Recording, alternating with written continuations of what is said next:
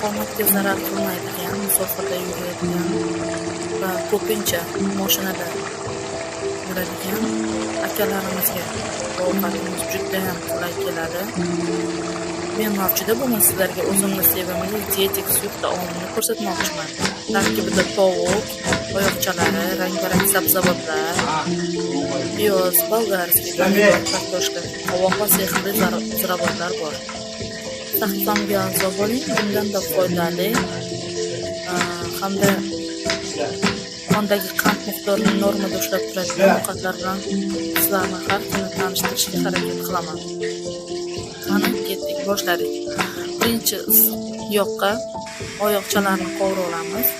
Ketidan piyoz, bolgarskiylarni qovurib olamiz, qizartirib. Undan keyin pomidor hamda tomatlarimizni qo'shib olamiz.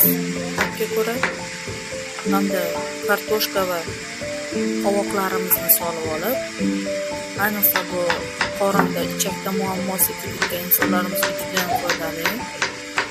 Mazza qilib ichishadi. Hamda qondagi qand miqdorini yaxshi ushlab turadi. Yuzdagi terilarimizni yoshartirish xususiyatiga ega qovoq. Dimlab qo'yamiz ziravorlar bilan, ko'katlar bilan.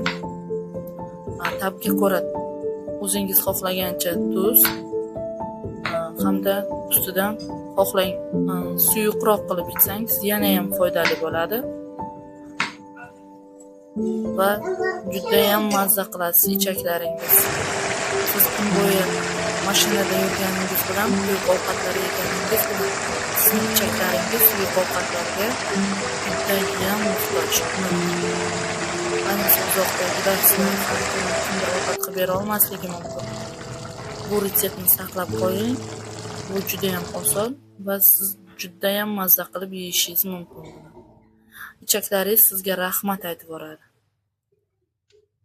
Meni kuzatishda davom eting. Agar ovqat yoqsa, kommentariyada yoqdi deb like bosib ketishni unutmang.